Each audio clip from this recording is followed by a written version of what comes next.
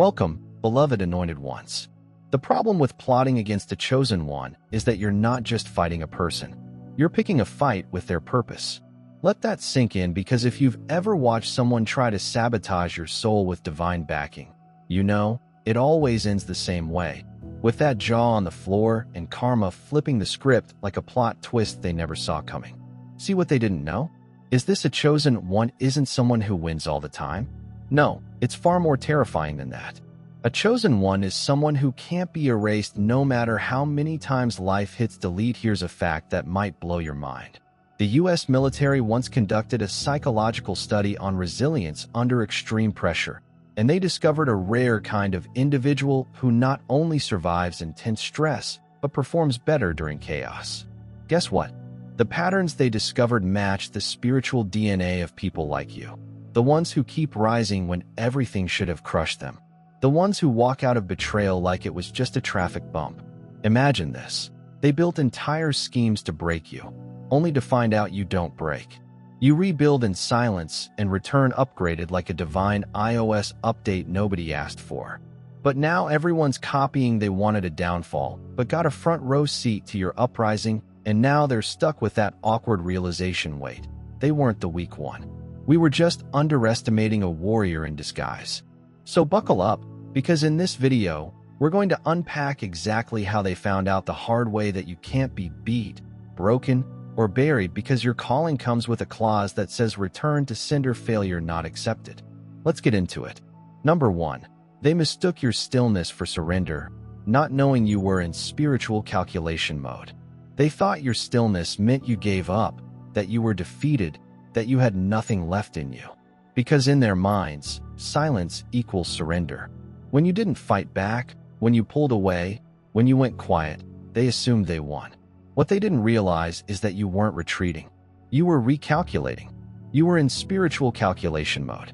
You weren't folding. You were observing, listening, discerning, watching everything unfold in real time, and taking mental notes. They didn't know you could keep. You were tracking their patterns, their behavior, their inconsistencies, and storing it all like ammunition so you don't move on impulse. You move with purpose. And while they were laughing, celebrating, and thinking you were crushed, you were letting divine intelligence guide your next steps. They didn't understand that stillness is a weapon in the hands of the wise, and you were learning how to fight battles that didn't require yelling, proving, or chasing. You were sharpening your discernment, because chosen ones don't just survive storms, they study them. And that's exactly what you were doing. They discovered the hard way that your silence wasn't weakness, but spiritual surveillance. You were reading energy, feeling shifts, recognizing fake smiles, decoding passive aggression. You were letting the noise pass while you tuned into a higher frequency. You didn't react because you were calculating consequences. You didn't confront because you knew timing would do a better job than your words ever could. And here's the part that really stings them: by the time they realized what you were doing, it was too late. You were already 10 steps ahead, already built stronger, already healed, deeper, already unbothered by the very drama they hoped would break you. They underestimated you because they mistook your strategy for surrender, and that's where they messed up. Now they know you're not to be played with. You're not the type to lose your mind over chaos. You're the type to sit in the silence, take it all in, and come back with power, clarity, and spiritual backing that can't be touched. They didn't realize you were being quiet for a reason, but trust me, they do now, and they'll never forget it. Number 2, they tried to undermine you before realizing you were operating from a frequency they couldn't hack. They threw everything at you: lies, fake smiles, smear campaigns, gossip, isolation tactics, and you didn't fall. They couldn't understand it. You should have broken down by now, snapped, retaliated, or at the very least disappeared, but you didn't. You kept showing up, shining, and that's when they realized something that terrified them. You weren't operating from the same system as them. You weren't built on the approval of others, or the cloud, or the fake applause. You weren't relying on people's validation to function. Your foundation was something they couldn't touch because it wasn't rooted in this world. They finally realized that the tools they used, the manipulation, the gaslighting, the pressure, don't work on someone whose power comes from a source they can't access. You were walking with divine encryption. They couldn't decode your peace, understand your bounce back, or figure out why the usual tricks didn't get the usual results. That's because your frequency is spiritual, not social. You don't move according to trends, attention, or who likes you. Today, you move by intuition, protection, and divine instruction.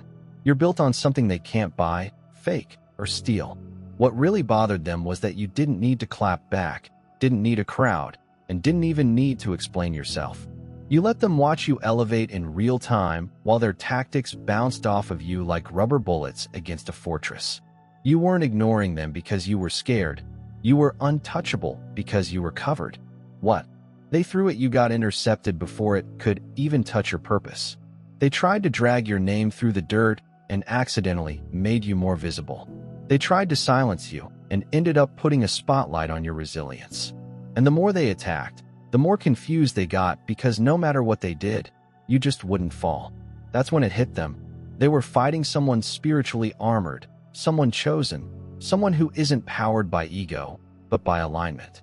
They thought you were ordinary until they saw their weapons malfunction on you. Now they know they were never fighting alone. They were up against something sacred, and they lost number 3. They thought you were a threat because you fought back. Then they learned you were a threat because you didn't have to. They saw you take hits and keep walking, and instead of respecting your strength, they tried to test it. They thought the real threat was when you spoke up, stood your ground, or clapped back, but what really shook them and made them uncomfortable was that you didn't always respond.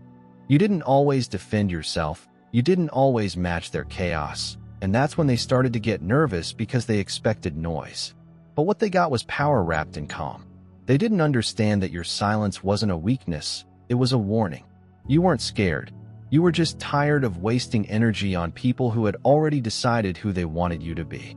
They tried to bait you into arguments, drama, and low-level nonsense, hoping you'd react and prove their twisted narrative right.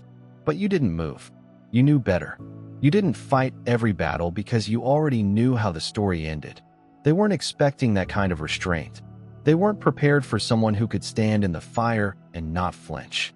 That's when the fear set in, because now they knew your power isn't in how loud you are. It's in how you don't have to say a word and still dominate the room. It's in how you carry yourself, how you recover without a show, how you forgive without begging for closure. They thought your quiet meant you lost, but the truth is, they lost the moment you stopped giving them access to your energy. What really hit them was the realization that you could have ruined them. You could have exposed everything. You could have clapped back in a way that would have shut it all down. But you didn't, and that shook them to their core, because that kind of power, the kind that chooses not to destroy when it easily could, is the kind that can't be manipulated. That's the kind of strength they can't copy or control. You weren't the threat because you fought back. You were the threat because you didn't need to. That's when they realized who they were really dealing with. Someone chosen, someone disciplined, someone dangerous in silence.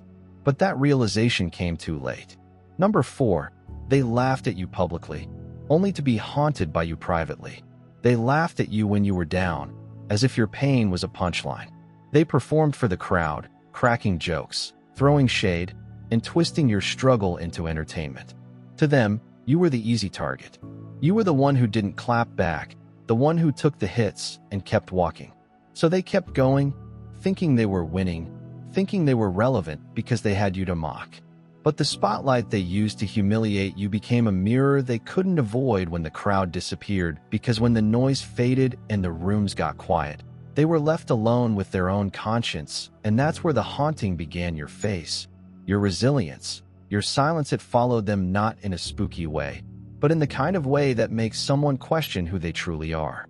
When no one was looking, you never retaliated, you never exposed them, but the way you carried yourself after everything, they couldn't escape it. Your endurance revealed their pettiness, bitterness, and emptiness. They started remembering the details they ignored at first, the way you still showed kindness when they were cruel, the way you stood tall without needing attention, the way you kept going. When everything in your life was falling apart, their laughter didn't feel so satisfying anymore. It felt hollow, forced, and fake because deep down they knew it didn't come from strength, it came from insecurity. Your existence started reminding them of everything they lacked: integrity, humility, and peace. You didn't need revenge. Your growth became it. Your consistency became the judgment. Your strength became the exposure. Now they try to avoid your name. They get uncomfortable when your story is mentioned because you didn't just survive, you became undeniable. And that kind of transformation doesn't just silence your enemies, it convicts them. They thought mocking you gave them power, but all it did was dig a hole in which they ended up stuck. Meanwhile, you kept rising, and now, whether they admit it or not, they're haunted by what they tried to bury because you didn't just make it. You became a reminder that they were wrong, and that's the kind of truth they can't laugh away. Number 5, they thought breaking you would be easy, but they didn't know you were built in fear, not fabricated in comfort. They looked at you and thought you'd be easy to break. You didn't move loudly. You didn't bark back. You weren't fueled by ego or the need to prove yourself, so they thought you had no fight in you. They mistook your grace for naivete, your empathy for weakness, and your quiet strength for a lack of power. But what they didn't know, what they couldn't even begin to understand, is that you weren't built in comfort. You were forged in chaos, hardened in heat, pressed in pressure. They didn't see the nights you cried in silence, while still waking up the next morning to push forward as if nothing had happened. They didn't see how you survived betrayal, abandonment, and spiritual warfare without losing your heart. It was discipline, restraint, and the kind of strength that doesn't need a stage to validate it. You were raised by storms, which is why storms don't scare you. While they were learning to perform for attention, you were learning how to stand in fire without burning. While they were busy curating images, you were quietly rebuilding from ashes. You don't crumble when it gets hard because hard is where you were born. You didn't learn survival from books. You lived it every day and came out sharper, wiser, and more spiritually lethal than they ever expected. That's why they're confused now, because everything they threw at you, the disrespect, the losses, the chaos, you carried it and didn't collapse. They thought comfort builds resilience, but you knew better. Comfort builds ego, fire, and substance, and you're made of substance. That's why their attacks didn't work. That's why they couldn't shake you, because you weren't held together by tension or applause, but by a calling. They thought breaking you would be easy, but they were fighting. Someone trained in darkness, tested by pain, and still chose light. You didn't come from privilege. You came from pressure, and that's exactly why you don't just survive. You stand unshaken every single time. Number 6, they realized too late that you were their mirror, and what they did to you revealed who they really were. They didn't know what they were doing when they came to you. To them, it was just drama, just ego, just another target to tear down. But what they didn't realize until it was far too late is that you were never just a target. You were a mirror, and everything they did to you exposed something about them that they were desperate to hide. Your resilience revealed how fragile they truly were while you stood your ground. They folded behind fake confidence and performative strength. You moved with grace even under pressure, and that alone made them uncomfortable because your ability to remain centered highlighted their instability. Your self-control made their impulsiveness louder. Your calm presence revealed how chaotic their spirit truly was, and that contrast rattled them. They needed you to break, to fall apart, so they could feel intact. But the more you remained whole, the more their insecurities began to show. Every attempt to discredit you, every smear campaign, every underhanded jab wasn't just about you. It was a public confession, a loud, messy confession that said, "I don't know who I am without tearing you down." That's the part that can't be erased. You weren't just surviving, you were evolving in plain sight. And with each step up you took, it exposed how deeply they had rooted themselves in jealousy and bitterness. They weren't just watching you, they were studying you, obsessing over you, secretly measuring themselves against someone they claimed to hate. But hate is loud when admiration is forbidden. They couldn't compete, so they tried to corrupt, and when that failed, they unraveled. What they did to you ended up revealing everything they tried to hide about themselves: their envy, fear, and emotional immaturity. While you stayed grounded, they were exposed not by your hands, but by the truth.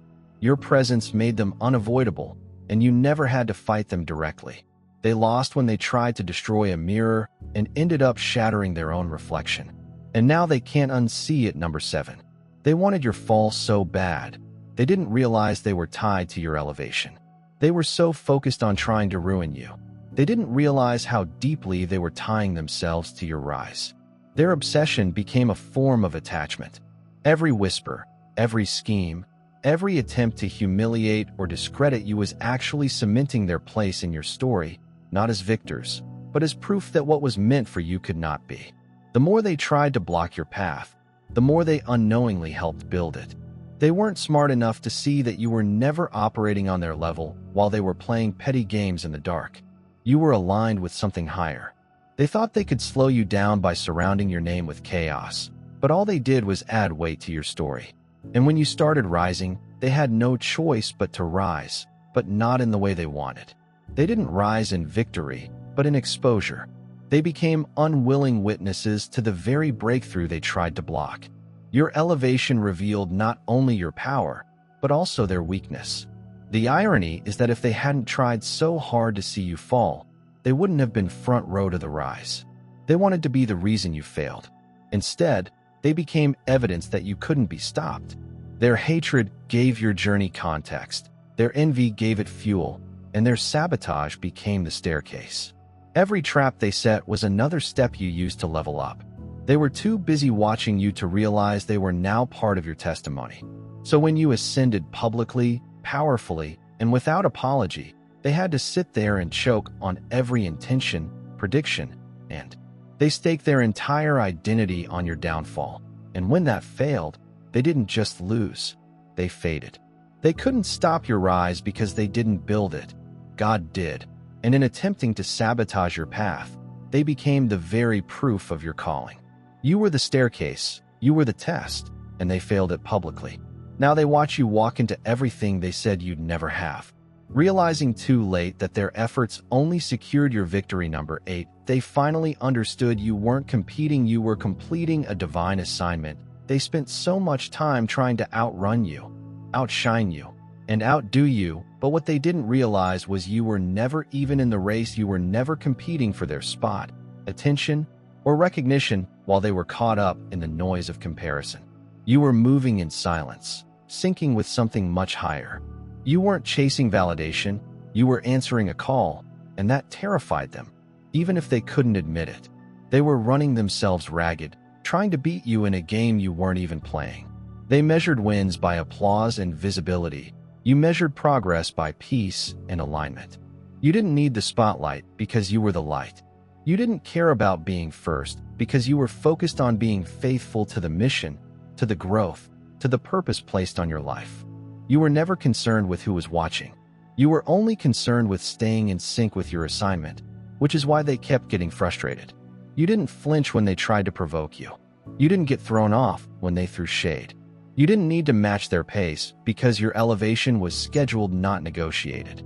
It wasn't something they could block because it didn't come from the same system they were operating in. They were grinding for position. You were being positioned by divine design. Eventually it hit them. You weren't their competition. You were their revelation. Your presence exposed the fact that all their striving, comparing, and self-promotion was rooted in insecurity. Meanwhile, you were moving with clarity and conviction, not noise. They realized too late that you weren't interested in winning against them. You were focused on fulfilling something eternal. While they were stuck watching the clock, you were already crossing the threshold into purpose. They thought you were just quiet. But the truth is, you were chosen, and no amount of effort, envy, or ego could replicate that. You didn't come to compete. You came to finish something heaven assigned you to finish. And once they saw that, they knew they were never your rival. Just background noise and a much bigger calling. Number 9, they learned painfully that what didn't kill you made you a spiritual weapon. They thought breaking you would be the end of you, but all they did was trigger a transformation. They couldn't reverse what was supposed to kill you, but it only made you sharper, wiser, and spiritually dangerous. The old version of you, the one who second-guessed, who gave too many chances, who still believed they could be saved while stabbing, died in the fire they lit. And what rose from those ashes wasn't just stronger, it was unshakable. You don't just survive anymore. you dismantle. Not with revenge, not with rage, but with presence, power, and peace that can't be faked or fabricated. The kind of peace that comes from being dragged through every kind of pain and still walking away with your soul intact. You became a living contradiction to their expectations because they wanted you broken, but they ended up feeding your evolution. You carry the memory of every fire, every betrayal, every loss, not as a burden, but as armor. You don't have to announce your strength. It enters the room before you do. They feel it in their chest when you speak. They feel it in their guilt when you stay silent because your spirit has weight. Now it carries echoes of every battle you didn't just survive, but conquered. And that's what bothers me the most. You didn't need vengeance. Your healing was enough. Your glow, elevation, and wisdom weren't just side effects of survival. They were evidence that the weapon formed against you not only failed, but forged you. Now you walk into rooms and change the entire atmosphere. That's not intimidation. That's spiritual authority. You became a soul with gravity, a presence too heavy for shallow minds and too pure for manipulative hearts. They didn't realize the pain they caused would become your training ground. They made you their target, but now you've become a mirror, a message, a movement. What didn't kill you didn't just make you stronger, it made you undeniable. A spiritual weapon with a purpose they'll never be able to duplicate or destroy. Number 10, they didn't realize you were the lesson until you became the standard. They thought you were disposable or replaceable, easy to figure out and easy to forget, so they mishandled you as if they had time to circle back, as if you'd always be there waiting just in case they changed their minds. They didn't see the depth. They didn't recognize the rarity. They only saw what their ego allowed them to see. And by the time they realized what they had lost, it was too late. You weren't just another connection. You were the lesson. The experience was supposed to grow them, mature them, and stretch their spirit, but instead of learning, they tried to dominate. Instead of appreciating, they tried to compete. Instead of honoring you, they tried to dim you. And now that you're gone, they're stuck chasing your ghost in every empty imitation that comes after. They didn't just lose you. They lost access to the blueprint. Now they scroll through timelines, study your energy, and try to mimic your light. They copy your style, words, and posture, but it never lands the same because what you carry can't be duplicated.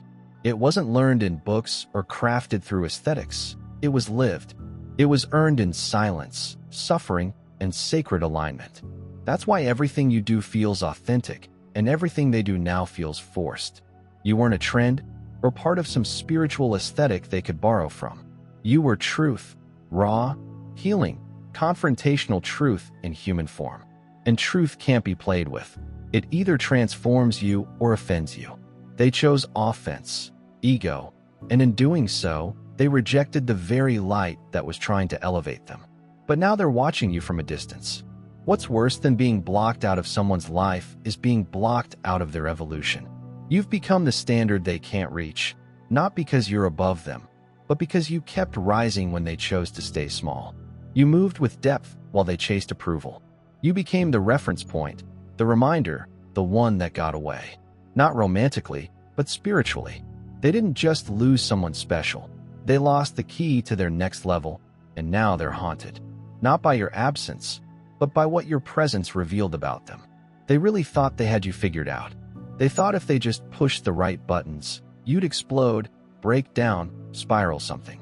They were hoping for a reaction because they needed one. It would justify their own chaos. It would validate the twisted image they had of you in their heads. But the silence you gave them, the stillness, rattled them more than any outburst ever could. They didn't realize that every time they tried to trigger you, they were exposing themselves with every snide comment, subtle jab, and manipulative move. They weren't revealing your flaws. They were putting their own emotional instability on display. They were trying to get a rise out of someone who had already outgrown the need to prove anything. And that's what made them unravel. Your lack of reaction wasn't passivity, it was mastery. You weren't ignoring them. You were observing, diagnosing, and allowing them to show you exactly who they were without lifting a single emotional finger while they were busy trying to find cracks in your armor. They didn't notice their own armor falling apart. The truth is, They needed your reaction like oxygen, because without it, they were choking on their own projections. They expected drama. They got discernment. They expected war. They got wisdom. And that's what cut them deeper than any clapback ever could. You didn't match their energy. You revealed it like an X-ray. Your calm presence showed every fracture in their spirit, every insecurity they tried to hide, every wound they refused to heal, and now they don't know what to do with the silence. Because it's not just quiet, it's reflective and exposing. It's the kind of silence that shows just how loud their dysfunction really is when no one's playing along. You stopped being their mirror and became their microscope, and the closer they looked, the more they saw what was truly broken. And it wasn't you. You were never the one spiraling. You were the one diagnosing the storm. And that's why they'll never try you the same way again, because now they know you don't explode. You elevate, and your elevation is the very thing they can't fake, manipulate, or control. They learned the hard way that fever isn't fair, but it's final. They were watching you like a hawk, waiting for your downfall like it was scheduled. Every setback you experienced, they treated as confirmation that you were finished. They whispered, smirked, and assumed you'd stay stuck. They measured your progress with their limited perspective, completely unaware that grace doesn't move on their timeline or play by their rules. They thought consistency would be your weakness, that too many blows would eventually cause you to crumble. But what they couldn't see, what they never understood, is that Favre doesn't need explanations. It doesn't ask for permission. It doesn't submit to popularity, position, or predictions. Favre is divine and yours. It's not just active, it's final. You didn't just bounce back. Every time life knocked you down, something sacred pushed you forward. It wasn't luck, it wasn't coincidence. It was orchestration, it was alignment. And while they were keeping score based on how many times you lost, heaven was writing a storyline in which every loss turned into prophecy. They didn't realize the very things that were supposed to disqualify you were the same things God used to qualify you. The pain of preparation, the betrayal of redirection, the delays, divine timing. And when you started to rise not through their systems, but through grace, they couldn't understand it. They couldn't grasp how someone they looked down on was now being elevated beyond their reach. They assumed your scars would shame you, but those scars became your passport proof. You've been places, survived things, and carry wisdom they can't fake or fabricate. And their confusion was the poetry, justice, and what made it all hit harder because Favre never needed their approval, but now it demands their attention. You became the living proof that God's hand doesn't need a vote, that grace doesn't need a platform. It is the platform, and now they have to sit in the reality they created for you, only to watch you rise out of it completely untouched. Favor isn't fair, it's final, and for them, watching your elevation wasn't just uncomfortable. It was the result of betting against someone God had already said yes to. They thought they had time to destroy you, but you were on heaven's clock. They operated as if they had all the time in the world to take you down, as if their manipulations, delays, and detours would eventually wear you out. They thought that if they kept throwing obstacles, slandering your name, and playing petty games behind the scenes, they could stall your purpose. But what they didn't realize was that you weren't moving by their clock. You were on heaven's time, and heaven doesn't delay for drama while they wasted energy on schemes. You were being prepared in silence while they were planning your demise, and divine timing was planning your unveiling. What they mistook as stagnation in your life was actually sacred alignment. You weren't stuck, you were being positioned. You weren't late, you were being launched. And when your moment came, it didn't come like a whisper, it came like a wave. Suddenly, doors that they swore were closed to you opened. Suddenly, the opportunities they tried to block showed up at your feet with your name already written in favor. And it wasn't random. It was acceleration of the kind only heaven can authorize. It was restoration for everything they stole, delayed, or tried to destroy. It was vindication for every time you stayed silent while they smeared your name in circles too small to contain your future. They were dragging your name in gossip rooms while the universe was engraving it into the gates of destiny. They thought they were slowing you down, but they were actually speeding up your timeline because they gave heaven every reason to move on your behalf.